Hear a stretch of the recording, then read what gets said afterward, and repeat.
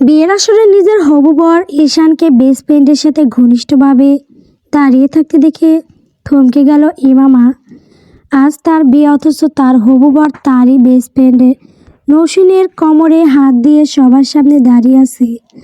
তাকে বিয়ে করবে বলে ইমামার পরনের লাল বেনারসির শাড়ি আর বিয়ের সাজটা যেন মুহূর্তের মধ্যেই অর্থহীন হয়ে গেল। সে অপলক দৃষ্টিতে তাকিয়ে আছে ঈশান আর নৌসিনের দিকে। ঈশান জাভেদ, যাকে ছোটবেলা থেকেই সে ভালোবাসে, তার চাচাতো ভাই হওয়া সত্ত্বেও তাকে ভালোবেসে গেছে। পরিবারের সম্মতিতে আজ বিয়ে করতে যাচ্ছিল, অথচ আজ ঈশান তাকে ভালোবাসা নাটক করে এই কাজ করলো। আর নৌসিন, সে তো তার বেস্ট ফ্রেন্ড ছিল, তাহলে সে কেন ইমামার এত বড় ক্ষতি করলো? সে কেন আজ নির্লজ্জের মতো একই রকমের বেনারসির শাড়ি আর বিয়ের সাজে দাঁড়িয়ে আছে? এইদিকে ঈশানের এমন কাজে বিয়ে বাড়ির লোকজন কানাঘুষা শুরু করে দিয়েছে। বাড়ির ছেলের এমন কাজে আরও জমির পরিবারের লজ্জায় মাথা কাটা যাচ্ছে। আরও জমির পরিবারের বড় কর্তা ইমন সাহেব এগিয়ে এলেন। তিনি ঈশানের বাবা। ছেলের কাজে তিনি ভীষণভাবে রেগে গেছেন। ঈশানের শার্টের কলার ধরে তিনি রাগে গজগজ করতে করতে বললেন, তুই কি মজা করছিস এই বিয়ে নিয়ে? নৌসিনকে এইভাবে এখানে আনার মানে কি তোর? ঈশান ভাবলেশীনভাবে ইমন সাহেবের হাত নিজের কলার থেকে সরিয়ে দিল। নৌসিনকে তার কোমর ধরে নিজের কাছে টেনে নিয়ে জবাব দিল, কেন তুমি বুঝতে পারছো না আমি কেন ওকে এখানে নিয়ে এসেছি? আমি আমার নৌসিন জানকে বিয়ে করব। পাগল হলে নাকি? তুমি এই মেয়েকে বিয়ে করবে? একবার ভেবে দেখেছো ইমামার কি হবে? মেয়েটা তোমাকে পাগলের মতো ভালোবাসে। তুইও তো ওকে ভালোবাসতিস, তাই না? ঈশান একবার ইমামের দিকে তাকালো। ইমামা এখনো সব কিছু ঠিকভাবে বুঝে উঠতে পারেনি। ইমামার মা আমিনা বেগম ইমামাকে জড়িয়ে ধরে কাঁদছেন আর ইমামার কাঁধে হাত বোলাচ্ছেন।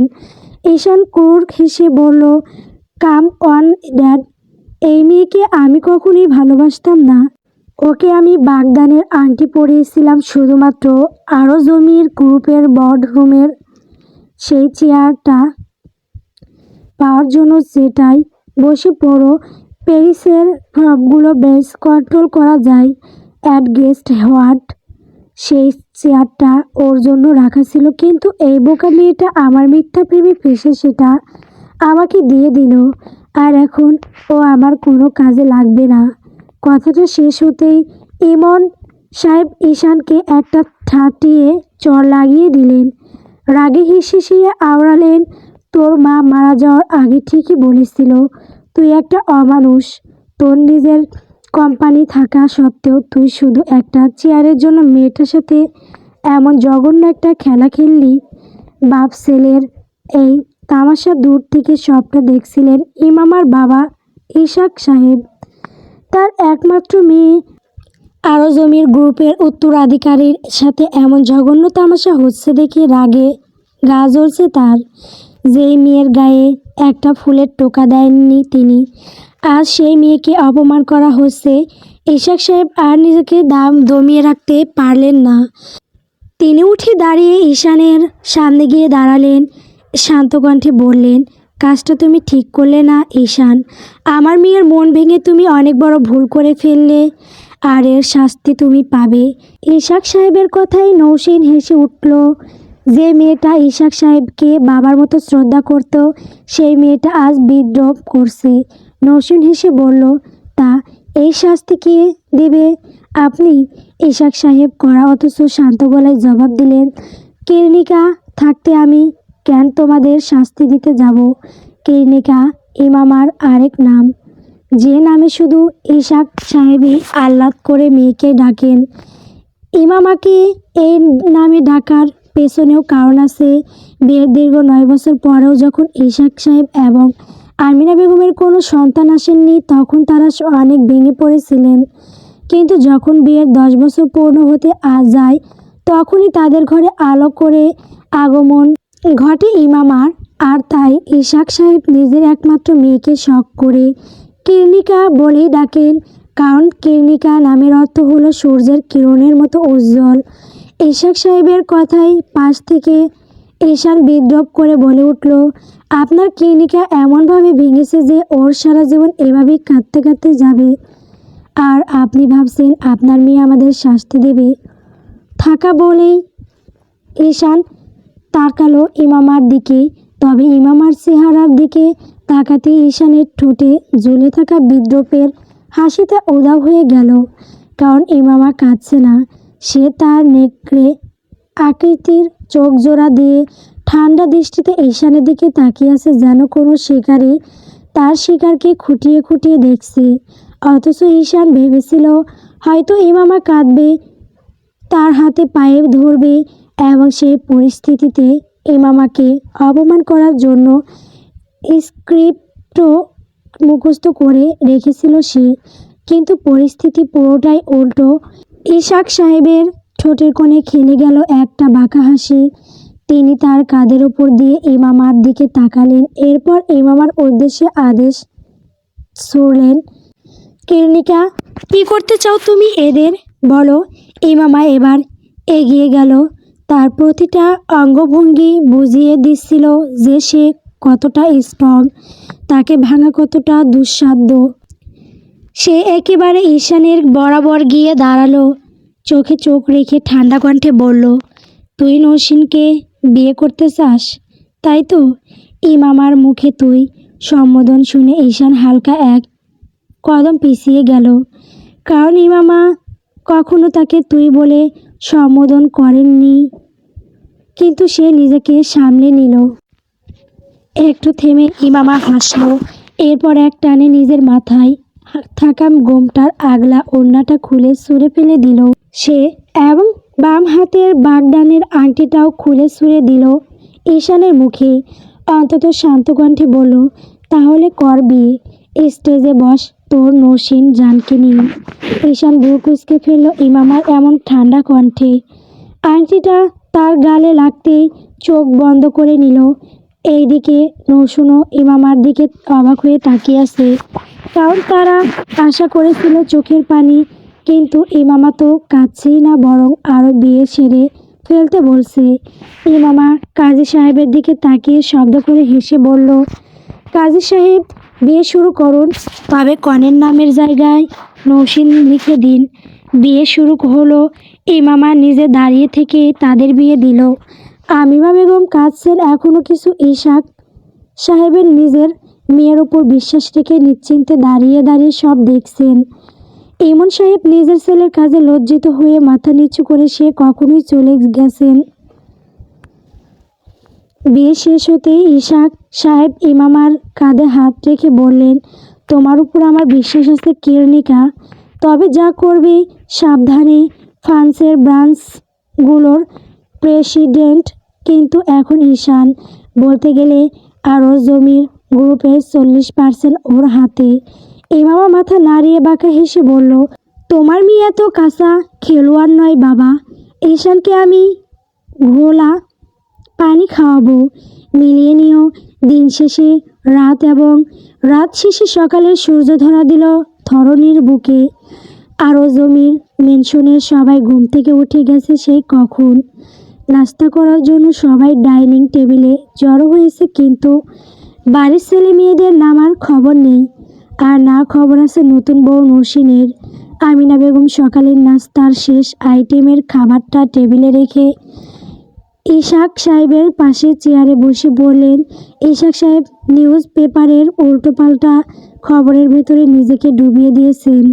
কিন্তু আমিনা বেগমকে এইভাবে ধপ করে বসে পড়তে দেখে তিনি ভ্রু কুঁচকে তাকালেন আমিনা বেগমের দিকে। জিজ্ঞাসা করলেন, কি হয়েছে, তোমাকে এরকম লাগছে কেন? আমিনা বেগম একটা হতাশার শ্বাস ফেলে বললেন, মেয়েটাকে ডেকে এলাম তো, কিন্তু কোনোভাবেই সারা শব্দ পাচ্ছি না। আমার কিন্তু খুব ভয় করছে। ইমন সাহেবের সামনে চেয়ারেই বসেছিলেন আমিনা বেগমের বেকুলতা দেখে তিনি আরও লজ্জিত হলেন, কিন্তু তবুও কোনোরকমভাবেই বললেন, ভুলটা আমারই ছিল আপা, ছেলেটাকে শিক্ষা দিতে পারিনি। কিন্তু আমি জানি আমাদের ইমামা মা ওই অপারদর্শতার চেয়েও ভালো কাউকে পাবে। ইশাক সাহেব মাথা নাড়িয়ে বললেন, এভাবে বলিস না ভাই, এখানে দোষ তোর না, যা ভাগ্যে ছিল তাই হবে, আর যা আছে ভবিষ্যতে সেটাই হবে। দুই ভাইয়ের কথার মাঝখানে এসে উপস্থিত হলো ইমামা। দেখে মনে হচ্ছে সারা রাত ভালোই ঘুমিয়েছে, মনটাও ফুরফুরে লাগছে। সে ধীরে ধীরে এসে বাবার অপর পাশে বসে পড়ল। হাত তুলতে তুলতে আমিনা বেগমের উদ্দেশ্যে বলল, তাড়াতাড়ি খাবার দাও মা, খুব খিদে পেয়েছে। মেয়ের প্রফুল্ল কণ্ঠে আমিনা বেগম একটু স্বস্তির নিঃশ্বাস ফেললেন। তিনি হালকা হেসে ইমামার প্লেটে খাবার দিতে শুরু করলেন। ইমামা নিজের মতো করে খেতে বসলো। ঠিক তখনই সিঁড়ি বেয়ে নিচে নামলো ঈশান এবং নৌসিন। ঈশানের হাত সেই আগের মতোই নৌসিনের কোমরে, আর নৌসিন তাকে দেখে মনে হচ্ছে তার খুশির সীমা অর্থহীন। সে নির্লজ্জের মতো নিজের ভেজা চুলগুলো বারবার নেড়ে নেড়ে ইমামার কাছে শো অফ করছে। তবে ইমামার সেদিন কোনো খেয়াল নেই, সে খাওয়ার ব্যস্ত। ঈশান আর নৌসিনের উপস্থিতিতে কারোর মাথা ব্যথা নেই, কিন্তু আমিনা বেগম তাদের দিকে না তাকিয়ে বললেন, সকাল সকাল ঘুম থেকে উঠবে, বাড়ির বউদের এত বেলা করে ঘুম থেকে ওঠার নিয়ম নেই। নৌসিন একটু লাজুক হাসলো, তার ভেজা চুলগুলো কানের পিঠে গুঁজে দিয়ে আওড়ালো। আসলে আন্টি বুঝতেই তো পারছেন, ঈশান ছাড়তে চাইছিল না। আবার তার ওপর আরও জমির গ্রুপের ফ্রান্সের ব্রাঞ্চগুলোর প্রেসিডেন্ট এবং ইজে কোম্পানির সিও এর বউ আমি, তাহলে বলবো সব কাজ বাড়ির সার্ভেন্ট দিয়ে করিয়ে নিবে, আমার হাতে কাজ মানায় না। আমিনা বেগম কিছুই বললেন না, তিনি রীতিমতো ইগনোর করলেন তার কথাগুলো। কিন্তু ঈশানের দৃষ্টি ইমামার দিকে। ইমামাকে দেখে মনে হচ্ছে সারা রাত ধরে পড়ে পড়ে নিশ্চিন্তে ঘুমিয়েছে, তাই চোখের নিচে কালো দাগ নেই। এতে যেন ঈশানের বেশ বিরক্ত লাগছে।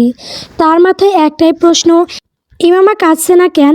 সে শুধু ইমামার মনেই ভাঙেনি, বরং ইমামার জায়গা দখল করে নিয়েছে বোর্ডরুম থেকে। ঈশানের এবার নিজের চুল নিজেরই ছিঁড়তে মনে চাচ্ছে। কিছুক্ষণের জন্য ডাইনিং রুমের প্লেটের শব্দ ছাড়া আর কিছুই শোনা গেল না, কিন্তু হঠাৎ আবার সে নীরবতা ভেঙে দিয়ে ইশাক সাহেব ইমামার উদ্দেশ্যে জিজ্ঞাসা করলেন, আজকের রুটিনে কি কি আছে আম্মা?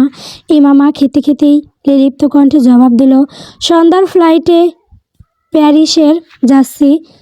ইমামার কথায় যেন বোম ব্লাস্ট হওয়ার মতো কাজ করলো। ইশাক সাহেব থেকে শুরু করে ঈশান সহ অবাক হয়ে তাকালো ইমামার দিকে। হঠাৎ প্যারিসে কেন? বাবার প্রশ্নের জবাবস্বরূপ ইমামা বলল, নিজের জায়গা বুঝে নিতে বোর্ড রুমে তো জানাতে হবে যে তাদের প্রেসিডেন্ট। ইমামা আরও জমির ব্যাগ। ঈশান হাসিতে ফেটে পড়ল, সাথে নৌসিনও। ঈশান হাসতে হাসতে বলল, কি বললি তুই? প্রেসিডেন্ট? ইমামা আরও জমির। শোকে শোকে পাগল হয়ে গেলি নাকি? ভুলে গেলি বাগদানের পর তুই প্রেসিডেন্টের ক্ষমতা আমার হাতে ট্রান্সফার করেছিলি। পাশ থেকে নৌসিন বিদ্রূপ করে বলল, নিজেকে এখনো প্রেসিডেন্ট ভাবছিস তুই? তাদের কথায় ইমামা হাসলো। সে নিজের চেয়ারে হেলান দিয়ে বসলো। ইশাক সাহেব বুঝতে পারছেন না তার মেয়ে কী করতে চাইছে, কিন্তু তার পূর্ণ বিশ্বাস আছে যে ইমামা নিজের ভালো নিজে বুঝতে পারে। হঠাৎ একটা ফাইল টেবিলে এক প্রকার ছুঁড়ে মারার মতো করে স্লাইড করে ঈশানের দিকে ঠেলে দিল সে।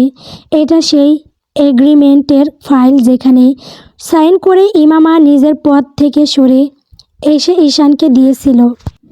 Open it and read.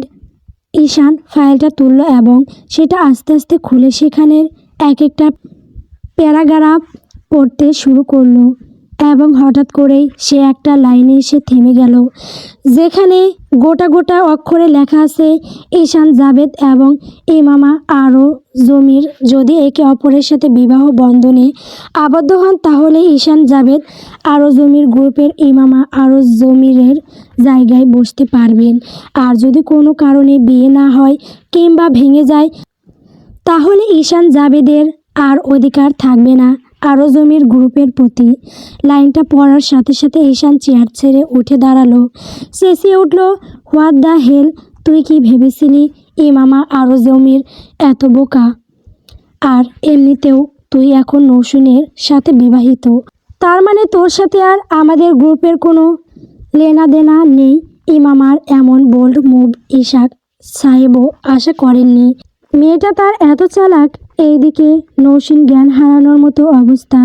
ইমামা chair থেকে উঠে দাঁড়ালো এবং ঈশানের হাত থেকে ফাইলটা নিতে নিতে বলল, এখন তো সবেমাত্র শুরু হয়েছে, আরও কত কি দেখবি। ইমামা উঠে চলে গেল তার রুমের দিকে। ফ্লাইট আছে তাই রেডি হতে হবে। ঈশান তার যাওয়ার পথের দিকে তাকিয়ে আছে। সেই শকট ইশাক সাহেব নিজের গলাটা একটু ঝেড়ে তিনি আমিনা বেগমের দিকে তাকালেন, যে কিনা এখনও ইমামার কথাগুলো বুঝে উঠতে পারেনি। তিনি আমিনা বেগমের উদ্দেশ্যে মজার ছলে জিজ্ঞাসা করলেন, কিরনিকা, তোমার পেটে থাকার সময় তুমি কী খেয়েছিলে? মেয়েটা এতটা সালফ ব্রেনের কিভাবে হলো? 1 সেকেন্ডে পরিস্থিতি 360 অ্যাঙ্গেলে ঘুরিয়ে দিল। আমিনা বেগম কিছু বললেন না। ইশাক সাহেব আবার হাসলেন। এইদিকে ঈশান আর নৌশিন শকট হয়ে গেলেও ইমন সাহেব একটু হাসলেন ছেলেকে হেনস্থা হতে দেখে। ইমামা যাচ্ছে ফ্রান্সে, কিন্তু সেখানে তার জন্য কি অপেক্ষা করছে হয়তো সেটা ইমামা নিজেও জানে না। হয়তো এমন কেউ তার জন্য অপেক্ষা করছে যে তার জীবন পাল্টে দেবে, আর নয়তো ধ্বংস করে দিবে। কি সে কে? প্যারিসের আইফেল টাওয়ার থেকে সামান্য দূরে অবস্থিত একটা বিশাল মেনশনের বিলাসবহুল অন্ধকার রুমে বকিং চেয়ারে বসে সেটা দোলাতে দোলাতে হাঁকছি স্বরে বিড়বিড় করে গান গাইছে এক যুবক। তার বেইনি হাতে একটা ছোট্ট গোল আকৃতির গ্লোবটা সে গানের তালে তালে আঙ্গুলে ঘুরাচ্ছে, চোখ বন্ধ করে চেয়ারে এলিয়ে দেওয়া মনোযোগ গানের লাইনে। হঠাৎ তার সেই মনোযোগ ভেঙে দিয়ে দরজায় টোকা পড়ল তার প্রিয় নিকোলাস এর। বিরক্তিতে সূচক শব্দ করে গম্ভীর কণ্ঠে জিজ্ঞাসা করলো, কি হয়েছে? বসের এমন গম্ভীর কণ্ঠে নিকোলাস একটু ভয় পেয়ে গেল। কাসুমাসু করে জবাব দিল, বস, মিস ইমামা আরও জমির প্যারিসে আসছেন। বাংলাদেশের সন্ধ্যা 6টায় প্রাইভেট জেটে উঠেছেন। নিকোলাসের কথা শুনে যুবকটি বাঁকা হাসল, হাতের গ্লাভটা ঘুরিয়ে ঘুরিয়ে দেখে বলল, গুড, ওকে সুন্দর করে ওয়েলকাম জানানোর ব্যবস্থা করো। মনে রাখবে যেন কোনো ত্রুটি না থাকে। যা প্ল্যান করা ছিল সেগুলো সাকসেস হওয়ার চাই, বুঝেছো? একটু থেমে সে আবার বলল, শিকারি যদি শিকারকে ভালোভাবে নিজের ড্যার স্বাগতম না জানাতে পারে তাহলে সে কিসের শিকারি? নিকোলাস মাথা নাড়ল এবং চুপচাপ রুমে থেকে বেরিয়ে এলো। সে বেরিয়ে যেতে যুবকটি শব্দ করে হেসে উঠল, এক রহস্যময় হাসি হাসতে হাসতে আওড়ালো, welcome to my world sweetheart. দীর্ঘ 15 ঘন্টা জার্নি করার পর অবশেষে ইমামা প্যারিসের বুকে পা রাখল। সন্ধ্যায় এয়ারপোর্টের জাঁকজমক আলো আর চাকচিক্য যেন আজ আরও বেশি। আরও জমির গ্রুপের সিও এর মেয়ে আছে বলে কথা। সে সূত্রে আজ এয়ারপোর্টে ভিড় জমিয়েছে নানান ধরনের মানুষ এবং বিভিন্ন টিভি চ্যানেলের রিপোর্টাররা। নিজের প্রাইভেট জেট থেকে নামতে ইমামা একটা হাই তুলল। 23 বছর বয়সে এই টকবগে মেয়েটা দীর্ঘক্ষণের এই জার্নিতে অনেকটাই ক্লান্ত হয়ে গেছে। ফর্সা গায়ে কালো ফর্মাল স্যুটে একদম বিজনেস ওয়ামেন লাগছে তাকে। চেহারায় হাসির উজ্জ্বলতা নিয়ে সে জেট থেকে নামলো। নেকড়ে আকৃতি, বাদামি আকর্ষণীয় চোখ জোড়া দিয়ে চারপাশের পরিস্থিতিটা দেখলো। এরপর ধীর পায়ে পা বাড়ালো বাইরের দিকে। তার আগে এবং পিছনে বরাদ্দকৃত 6 জন গার্ড তাকে প্রোটেক্ট করার জন্য একসাথে এগিয়ে যাচ্ছে, কিন্তু এই গার্ডদের মাঝে কয়েকজন ইমামার নিজের আর কয়েকজনকে অন্য কেউ তার ওপর নজর রাখার জন্য পাঠিয়েছে সেটা বোঝা মুশকিল। এয়ারপোর্টের বাইরে ইমামার জন্য বুলেট প্রুফ গাড়ি পার্ক করা আছে। সে সেদিকে এগিয়ে যেতে রিপোর্টাররা তার পেছন পেছন দৌড়াতে লাগলো। একজন রিপোর্টার দৌড়াতে দৌড়াতে ইমামার দিকে প্রশ্ন ছুড়ে দিল নিজের মাতৃভাষায়, ম্যাডাম, আমরা জানতে পেরেছি আপনার বিয়ে ভেঙে গেছে, কিন্তু আপনি হঠাৎ এখানে কেন এসেছেন সেটা আমাদের কাছে ধোঁয়াশা হয়ে আছে। তাই প্লিজ যদি আমাদের কনফিউশন ক্লিয়ার করতেন। ইমামা পা থামালো রিপোর্টারের প্রশ্নে। পার্সোনাল ম্যাটার সংক্রান্ত প্রশ্নের জবাব দেওয়ার বিন্দুমাত্র ইচ্ছা তাই নেই। তাই সে শুধু সেই রিপোর্টার এর দিকে ঘুরে বলল, নো কমেন্টস। এরপর আবার হাঁটা ধরল গাড়ির দিকে। একজন গার্ড গাড়ির দরজা খুলে দিল। ইমামা গাড়ির ভেতরে বসলো এবং সিটে গা এলিয়ে দিয়ে চোখ বন্ধ করে নিল। মাথাটা বড্ড ঝিমঝিম করছে তার। একটু ঘুমালে হয়তো ভালো লাগবে। এয়ারপোর্ট ছেড়ে গাড়িটা তখন কেবল গতি পেতে শুরু করেছে। গন্তব্য আরও জমির বয়াল হোটেল। ক্লান্তি কাটাতে ইমামা সিটে হেলান দিয়ে চোখ জোড়া বুজে রেখেছিল, কিন্তু হঠাৎ এক তীব্র ঝাঁকুনিতে সব ওলটপালট হয়ে গেল।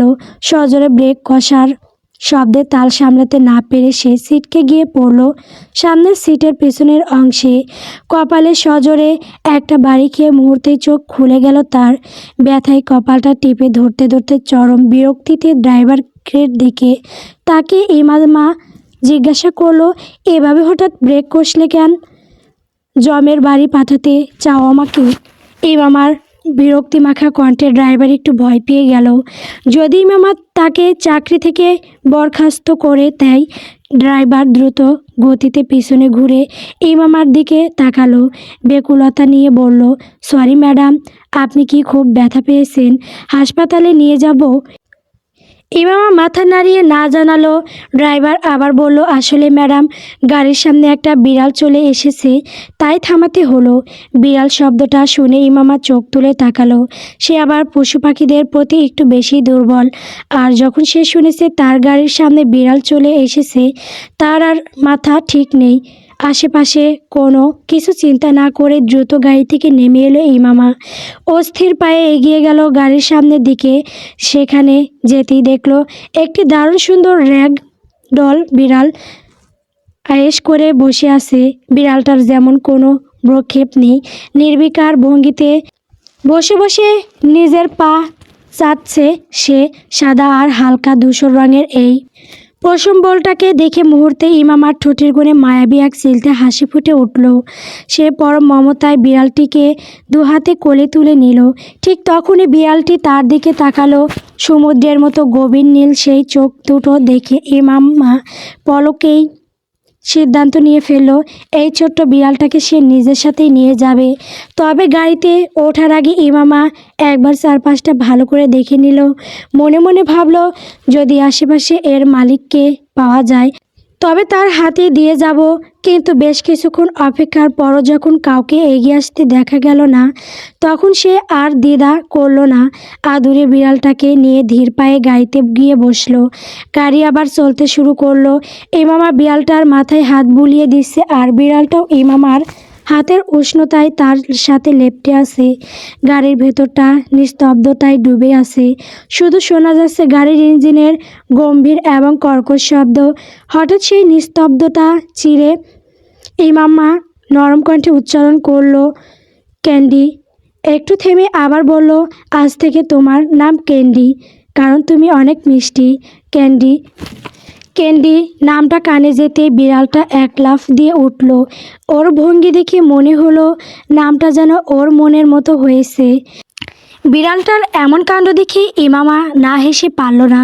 সে আদরে ক্যান্ডির নরম তুলতুলে গালে একটা ছোট্ট চুমু এঁকে দিল।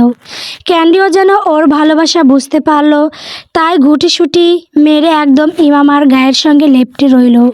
তুমি বিড়াল অনেক পছন্দ করো, তাই না স্নিগ্ধ সুন্দরী? তাই তো তোমাকে আমার বিড়াল কোকোকে দিয়ে দিতে হলো তোমার ওপর নজর রাখার জন্য। এই প্রথমবারের মতো আদ্রিক ইউবান রিক্ত তার জিনিস কাউকে দিল। কথাটা বলেই আদ্রিক ঠোঁটের কোণে একটা বাঁকা হাসি ফুটিয়ে তুলল।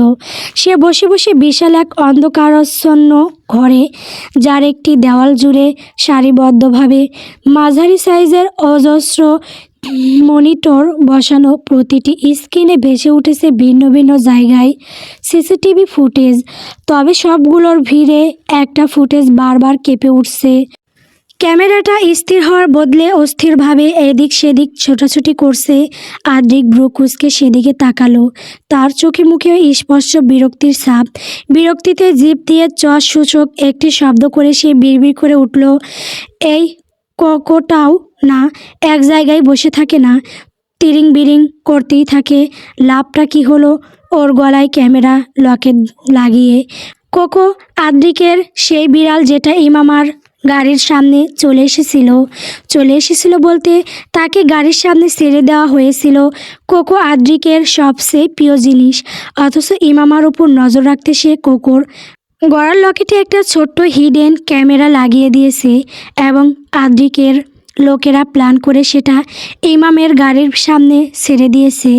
আদ্রিক আগে থেকেই জানতো যে ইমামা পশু পাখিদের প্রতি একটু দুর্বল, বিশেষ করে বিড়াল, এবং এমন একটা আদুরে বিড়াল দেখলে সে কিছুতেই বিড়ালটাকে রাস্তায় ছেড়ে যাবে না। আর হলোও তাই। ইমামা কোকোকে নিয়ে গেছে নিজের সাথে, অথচ সে নিজেও জানে না যে এর পেছনে কত বড় একটা প্ল্যান আছে। প্যারিসের নিস্তব্ধ রাত, চারদিকে মানুষের কোলাহল তেমন নেই বলেই চলে, অথচ পুরো শহরটা এক মায়াবী আলোয় ভেসে যাচ্ছে। ল্যাম্পপোস্টের হলুদ আভা আর আইফেল টাওয়ারের দুরন্ত আলো মিলেমিশে তৈরি করেছে এক অদ্ভুত নিস্তব্ধতা। জনশূন্য রাস্তার ধারে দু একজন কপটটিকে দেখা যাচ্ছে মাঝে মধ্যে। আরও জমির রয়্যাল হোটেল ইশাক সাহেবের হাত ধরে নির্মিত এই হোটেলটি যেন এক আধুনিক রাজপ্রাসাদ। দেশি বিদেশি গুরুত্বপূর্ণ কর্পোরেট ব্যক্তিদের জন্য এটি বিশেষভাবে প্রস্তুত করা হয়েছে। এখানকার দেওয়াল থেকে শুরু করে আতি থিয়েটার সব কিছুতেই আভিজাত্যের ছোঁয়া, আর সেই আভিজাত্যের মূল্যটাও বেশ চড়া। এখানকার একটি রুমে এক রাত থাকতে হলে যে কাউকে গুনতে হবে 5 লক্ষ টাকা। এই হোটেল এতটা দামি হওয়ার একমাত্র কারণ হচ্ছে এর লোকেশন। আইফেল টাওয়ারের এত কাছাকাছি আর কোনো হোটেলের অস্তিত্ব নেই, তাই এই আভিজাত্যের পুরোটাই এদের দখলে। প্রতিটি রুমের বারান্দা থেকে টাওয়ারের সৌন্দর্য উপভোগ করা যায়। পুরো তল্লাটে দ্বিতীয় কোনো হোটেল না থাকায় এই বিলাসিতাটুকু কেবল তারাই ভোগ করতে পারে যাদের সামর্থ্য আছে। শখ দুটোই পাহাড় সমান। ভিআইপি সেক্টরের 508 নাম্বার একটা বিশাল রুমে অবস্থান করছে ইমামা। এই রুম থেকে আইফেল টাওয়ার ভালো করে দেখা যায়, তাই সে এই রুমটা তার জন্য বরাদ্দকৃত। বারান্দায় স্নিগ্ধ পরিবেশে কাউসে হেলান দিয়ে বসে আছে ইমামা। কোলের উপর ল্যাপটপ, আঙুলগুলো কিবোর্ডের ওপর দ্রুত লয়ে চলছে। সে তার নিজের কাজে মগ্ন। চারপাশের জগতের সাথে যেন সাময়িক বিচ্ছেদ ঘটেছে তার। ঠিক তার সামনে টেবিলের আয়েশ করে বসে আছে ক্যান্ডি। সে কখনো নিজের পাশ চাটছে, আবার কখনো আদুরে গলায় ম্যাও ম্যাও শব্দ করে ইমামার মনোযোগ আকর্ষণ করার চেষ্টা করছে। কিন্তু ইমামার সমস্ত মনোযোগ এখন ল্যাপটপের স্ক্রিনে। সে ব্যস্ত ঈশানের কোম্পানির ট্রেড মার্কেট হ্যাক করে সেটা ধরিয়ে দেওয়ার নেশায়। স্ক্রিনের নীল আলোয় তার স্থির চোখ জোড়া জ্বলজ্বল করছে। নিস্তব্ধতায় সে বুনে চলেছে ঈশানের পতন জাল। কিন্তু হঠাৎ মোবাইলের একটা নোটিফিকেশনের আওয়াজে তার মনোযোগ মুহূর্তের মধ্যেই ধপসে পড়ল। ল্যাপটপের স্ক্রিন থেকে চোখ সরিয়ে তাকালো টেবিলের উপর রাখা মোবাইলের দিকে। স্ক্রিনটা জ্বলছে, হয়তো কারোর মেসেজের জানান দিচ্ছে। ইমামা হাত বাড়িয়ে ফোনটা তুলে দেখল একটা আননোন নাম্বার জ্বলজ্বল করছে। মেসেজ পাঠিয়েছে তাকে। ইমামা একটু সময় নিয়ে মেসেজটা ওপেন করলো। একটা ছোট্ট এক লাইনে মেসেজ, ওয়েলকাম টু প্যারিস, স্নিগ্ধ সুন্দরী। মেসেজটা পড়ে ইমামার ভ্রু কুঁচকে এলো, বিশেষ করে স্নিগ্ধ সুন্দরী শব্দটা দেখে। স্নিগ্ধ সুন্দরী মানে কোমল আর শান্ত সৌন্দর্যের অধিকারী, কিন্তু এই শব্দটা তো ইমামার মতো ঠান্ডার মস্তিষ্কের শয়তানদের সাথে যায় না। ইমামার খুব করে রিপ্লাই দিতে ইচ্ছে করলো যে আমার মতো উড়নচণ্ডীকে স্নিগ্ধ কথাটাই মানায় না, কিন্তু সে দিল না। সিন করে মোবাইলটা পাশে রেখে দিয়ে আবার ল্যাপটপে মনোবেশন করলো। কিছুক্ষণ কেটে গেল। ইমামার চোখ তখনও ল্যাপটপে। ক্যান্ডি আর পারল না এভাবে একা একা বসে থাকতে। সে অবাধ্য বাচ্চার মতো লাফিয়ে ইমামার কোলের চড়ে বসলো। ম্যাও ম্যাও করে ডাকতে লাগলো ক্যান্ডির এমন কাজে ইমামা হালকা হেসে তার ঘনপোষণে একটা চুমু এঁকে দিল। নরম কণ্ঠে জিজ্ঞাসা করলো, কি হয়েছে আমার বাচ্চার? খিদে লেগেছে? খাবে কিছু? ক্যান্ডি তার মাথাটা ইমামের কোলে এলিয়ে দিল। হয়তো ক্যান্ডি বলতে চাচ্ছে, খাবার নয়, আমি শুধু তোমার কোলে একটু ঘুমাতে চাই। ইমামা বুঝতে পারলো তার কথা, তাই সে এক হাত দিয়ে ক্যান্ডির মাথায় হাত বুলিয়ে দিতে লাগলো। এক সময়ে ক্যান্ডি ঘুমিয়ে পড়ল। ইমামা আবার মনোবেশন করলো ল্যাপটপে। কাজ প্রায় শেষের দিকে। এখন শুধু তার ফেভারিট কোড নাম্বারটা দিলেই ঈশানের কোম্পানি ট্রেড মার্কেট হ্যাক হয়ে যাবে। ইমামা বাঁকা হেসে কোডটা ল্যাপটপে তুলল। ধীর গতিতে আঙুল চালালো ল্যাপটপে কি বোর্ডে। টাইপ করলো 210103, যার অর্থ 21 তারিখ জানুয়ারির 2003 সাল। ইমামার জন্ম তারিখ কোডটা দিয়ে ডান এ ক্লিক করতেই ল্যাপটপ অফ হয়ে গেল। কয়েক সেকেন্ড পর আবার স্ক্রিনে চালু হলো, কিন্তু এবার অন্য কিছু দেখালো সেখানে। ইজে গ্রুপের ট্রেড মার্কেটের সম্পূর্ণ গ্রাফ এবং কন্ট্রোল সিস্টেম। ইমামা ঠোঁট কামড়ে হাসলো। সে হ্যাক করে ফেলেছে ইজে গ্রুপের বিশাল একটি অংশ। বিজয়ের এক আনন্দের বিড়বিড় করে বলল, তোর কোম্পানির 12টা বাজিয়ে দেব আমি। Just wait and watch. ল্যাপটপের কিবোর্ডে সে আরও কিছু টাইপ করতেই গ্রাফের সবুজ দাগগুলো লালে পরিণত হয়ে খাড়া নিচের দিকে নামতে শুরু করলো। এই যে কোম্পানির মার্কেট লসের দিকে নামছে। ইমামা ল্যাপটপের উইন্ডো বন্ধ করে অন্তত নিষ্ঠুর একটা হাসি দিল। বিড়বিড় করলো, এবার খেলা জমবে। ঘুম থেকে উঠতে উঠতে তোর কোম্পানির মার্কেট লস পানির নিচে। রাতের শেষ তৃতীয় অংশ চলছে। ইমামা নিজের হোটেল রুমে নরম বিছানায় শান্তিতে ঘুমাচ্ছে। এত বড় একটা বিজয় হয়েছে তার, শান্তিতে ঘুমানোর স্বাভাবিক। অন্যদিকে ক্যান্ডি ইমামার বুকের সাথে লেপ্টে ঘুমিয়ে আছে। দিন দুনিয়ার তাল নেই তার। এমনকি ইমামাকে পেয়ে সে আদ্রিকের কথা প্রায় ভুলেই গেছে। সে ভুলে গেছে যে তার আসল নাম ক্যান্ডি নয়, কোকো। আদ্রিকের আদুরে কোকো। ইমামা এতটাই ঘুমে তলিয়ে আছে যে তার আশেপাশে কি হচ্ছে সে কিছুই জানে না। এমনকি তার রুমে আদ্রিক সেই কখন ঢুকে বসে আছে, অথচ এ ব্যাপারে ইমামার বিন্দুমাত্র ধারণা নেই। আদ্রিক বিছানার পাশে রাখা রকিং চেয়ারে বসে আছে আর ইমামা এবং ক্যান্ডিকে দেখছে। তার শরীর জ্বলছে ক্যান্ডিকে এইভাবে ইমামার সাথে লেপ্টে থাকতে দেখে। এটা নাকি তার বিড়াল, তাকে ভুলে গেছে। আদ্রিক বিরক্তিতে মুখ বাঁকিয়ে ফেলল। কিছুক্ষণ পর সে উঠে দাঁড়ালো। আলতো হাতে ক্যান্ডিকে ইমামার থেকে সারিয়ে নিয়ে নিল, যেন ইমামা জেগে না যায়। এরপর তাকে কোলে নিয়ে বারান্দায় গেল।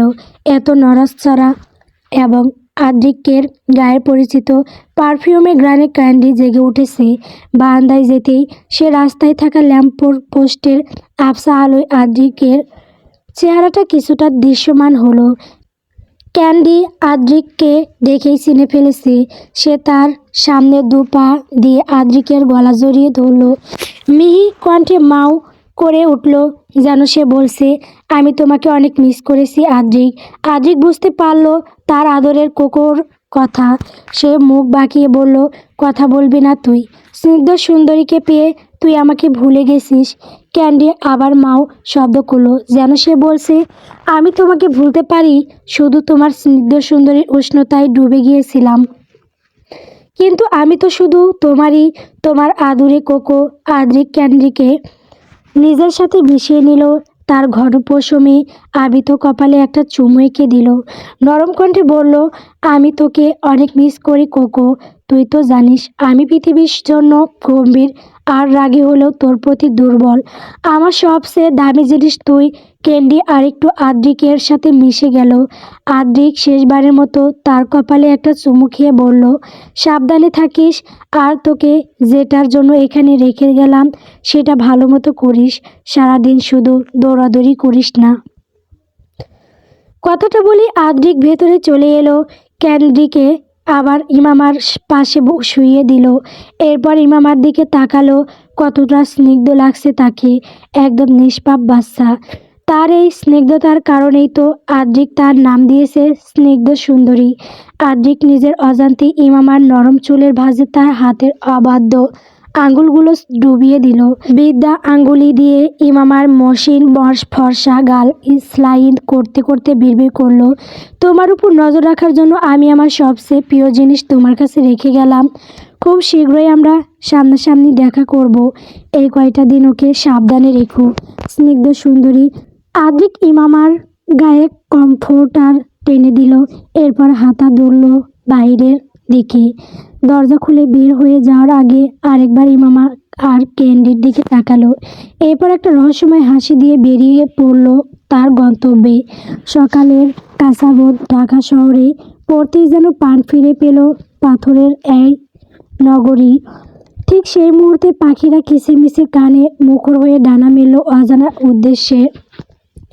জনশূন্য নিস্তব্ধ পথে তখন দুই একজনের দেখা মিলছে, হয়তো ভোরের স্নিগ্ধতা গায়ে মাখতেই তারা হাঁটতে বেরিয়েছেন।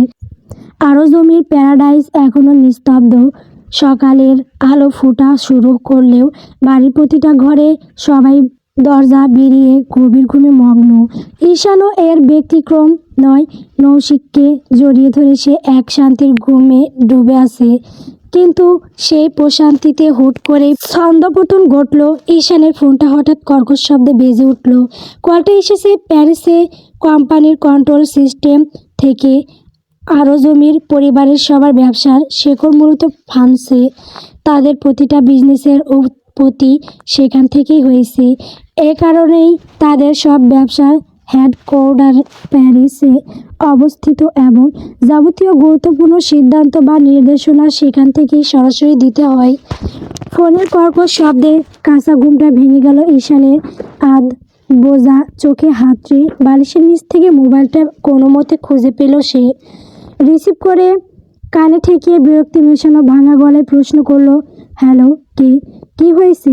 অপর পাশ থেকে একটা বেকুল এবং কাঁপা কাঁপা কণ্ঠ শোনা গেল, বস, সর্বনাশ হয়ে গেছে।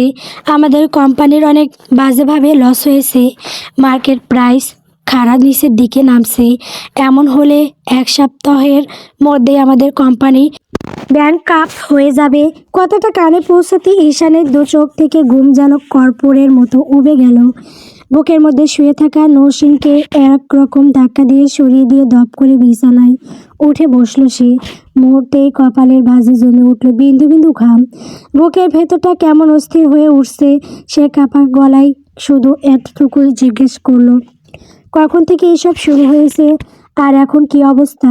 খুব বেশি একটা ভালো না। আপনি প্লিজ তাড়াতাড়ি ফ্লাইট নিয়ে প্যারিসে চলে আসুন, আপনার উপস্থিতির দরকার। ঈশান ফোনটা কেটে দিল। চারপাশের দেওয়ালগুলো যেন আচমকা তার উপর চেপে বসতে চাইছে। মাথাটা ঝিমঝিম করছে তার। কাঁপা হাতে দ্রুত ল্যাপটপটা খুলে বসল সে। স্ক্রিনটা জ্বলে উঠতেই ট্রেড মার্কেটের গ্রাফটা তার চোখে পড়ল। আর ঠিক তখনই মেরুদণ্ড দিয়ে একটা হিমশীতল স্রোত বয়ে গেল। পুরো স্ক্রিন জুড়ে শুধু লালের সরাসরি, সব কিছুই রেড সিগন্যাল দিচ্ছে। মার্কেট পড়ে যাচ্ছে। নো নো নো, এটা কিভাবে সম্ভব? ঈশানের ধাক্কায় নৌসিনীর কাঁচা ঘুমটা একেবারে লাটে উঠল। এমনিতেই এত সকালে বিছানা ছাড়তে ইচ্ছে করে না, তার উপর ঈশানে এই চিৎকার। নৌসিন চোখ কচলাতে কচলাতে ধীর সুস্থে উঠে বসলো। একটা হাই তুলে বিরক্তির সুরে জিজ্ঞেস করলো, কি হয়েছে? এভাবে চেঁচামেচি করছো কেন? ঈশান রাগি চোখে তাকালো নৌসিনীর দিকে। এইদিকে সে দেওয়ালিয়া হয়ে যাচ্ছে আর তার বউ কিনা বিরক্ত হচ্ছে। ঈশানের দাঁত কটমট করে উঠল। সে নিশ্চিন্ত। নৌসিনের জায়গায় ইমামা থাকলে এতক্ষণে তাকে একটা উপযুক্ত পরামর্শ দিত। এই ধোঁকা দেওয়ার আগে তো তাই করতো। কেন জানি না ঈশানের এখন নৌসিনকে বিরক্ত লাগছে। নৌসিনের প্রতিটি ভঙ্গি, প্রতিটি কথা ঈশানের কাছে বিষের মতো লাগছে। তবুও যথাসম্ভব রাগ সামলানোর চেষ্টা করে বলল, আমার কোম্পানি দেওয়ালিয়া হওয়ার পথে, আর তুমি বলছো আমি কেন চেঁচাচ্ছি? ঈশানের কথাগুলো কানে যেতেই নৌসিনের চোখ দুটো বিস্ময়ে বড় বড় হয়ে গেল। শরীরের সমস্ত জড়তা ঝেড়ে ফেলে সে দ্রুত ঈশানের পাশে উঠে বসলো। কৌতূহল নিয়ে ঈশানের কোলে থাকা ল্যাপটপটার স্ক্রিনের দিকে তাকাতেই তার শিরদাঁড়া দিয়ে একটা হিমশীতল স্রোত বয়ে গেল। আতঙ্কে মুহূর্তে মুখটা ফ্যাকাশে সাদা হয়ে গেল নৌসিনের।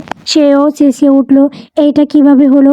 কালকে সকালেই তো কত সুন্দর গ্রাফ পজিটিভ দেখাচ্ছিল, তাহলে এখন এই অবস্থা কেন? নৌসিন কিছুক্ষণ পাথরের মতো নিথর হয়ে বসে রইল। চারপাশটা কেমন ঝাপসা হয়ে আসছে। আর ঠিক তখনই হুট করে তার মস্তিষ্কের কোণায় ইমামার নামটা বিদ্যুৎ চমকের মতো খেলে গেল। ইমামার কথা তো সে ভুলে গিয়েছিল। মেয়েটা হার্ভার্ড থেকে সাইবার সিকিউরিটির আর হ্যাকিং নিয়ে পড়াশোনা করেছে।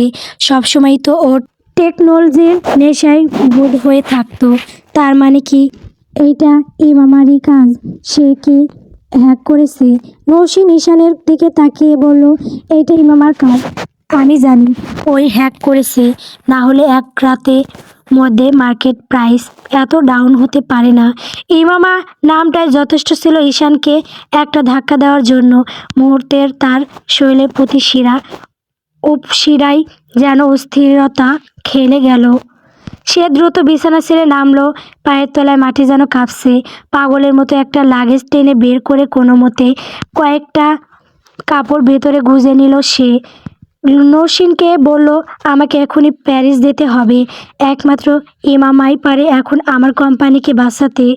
ওর নোভা প্রজেক্টের ওই ডিলটা আজই ফাইনাল করতে হবে, যেটা বিয়ের আমার কোম্পানির সাথেই হওয়ার কথা ছিল। নৌসিন ভ্রু কুঁচকে ফেলল, ঠোঁট বাঁকিয়ে বলল, তোমার মনে হয় তুমি যেটা করেছো সেটার পরে ও দিবে? আমি জানি ইমামা আমাকে এখনো ভালোবাসে। এতদিনের ভালোবাসা ও কিছুতেই ছুঁড়ে দিবে না। ভালোবাসা খাতিরে হলেও নোভা প্রজেক্ট আমার কোম্পানির সাথেই হবে। I know. পরের দিন বোর্ড রুমের গমন নীরবতা আর সবার উপস্থিতিতে এক অদ্ভুত টানটান উত্তেজনা কাজ করছে। সবার চোখ দরজার দিকে অপেক্ষা, শুধু ইমামার।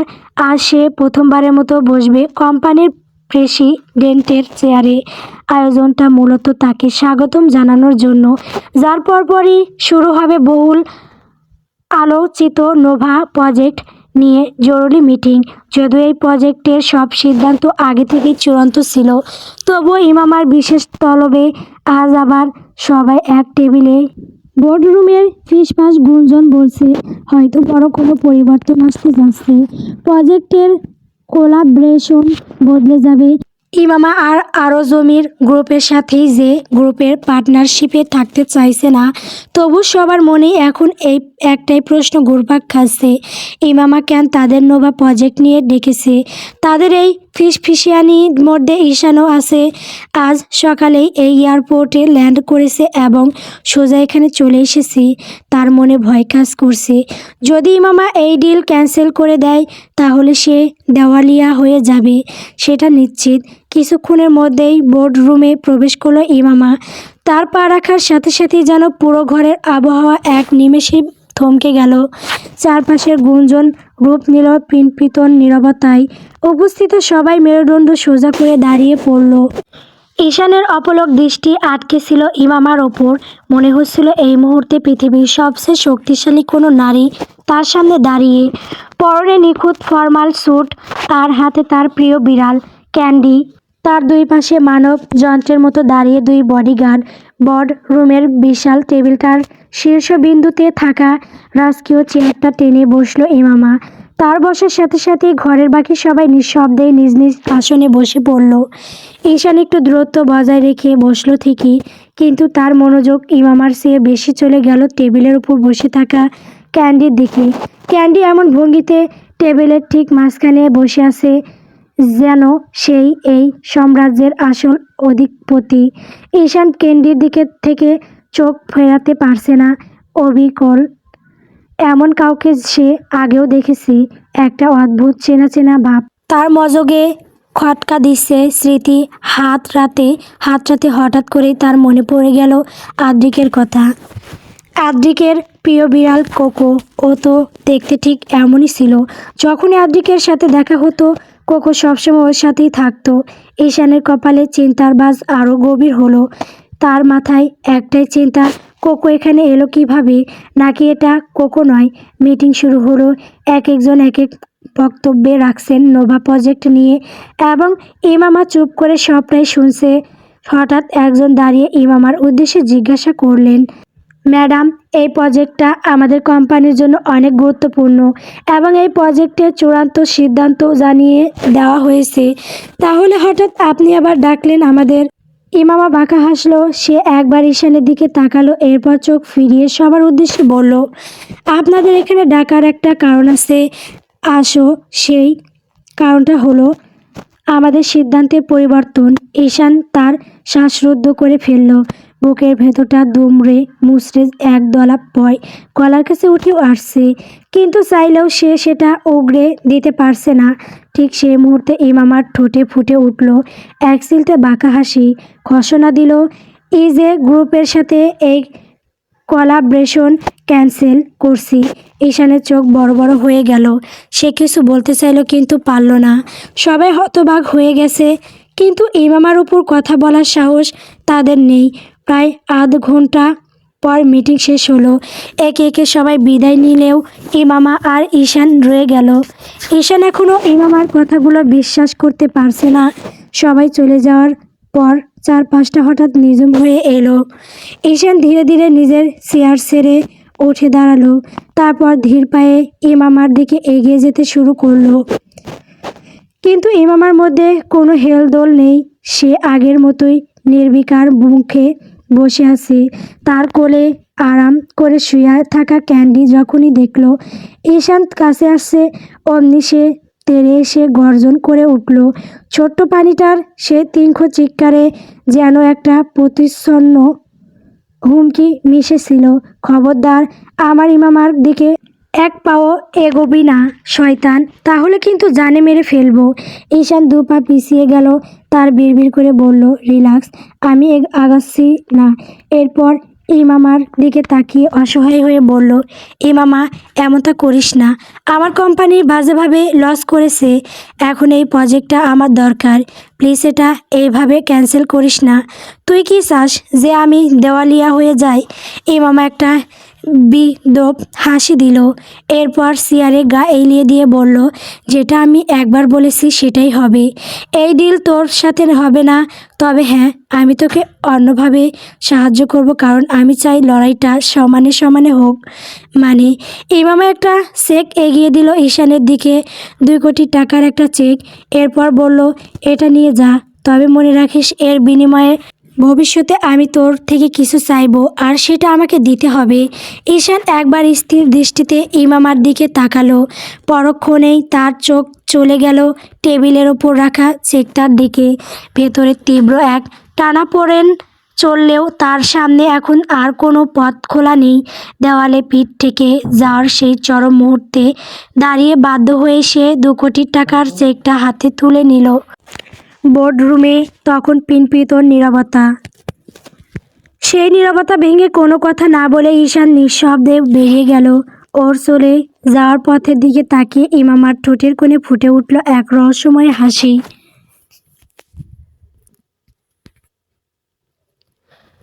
গল্প প্রেমাগমন।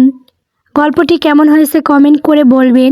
আমার চ্যানেলে নতুন নতুন গল্প পেতে অবশ্যই আমার চ্যানেলটিকে সাবস্ক্রাইব করবেন। ধন্যবাদ।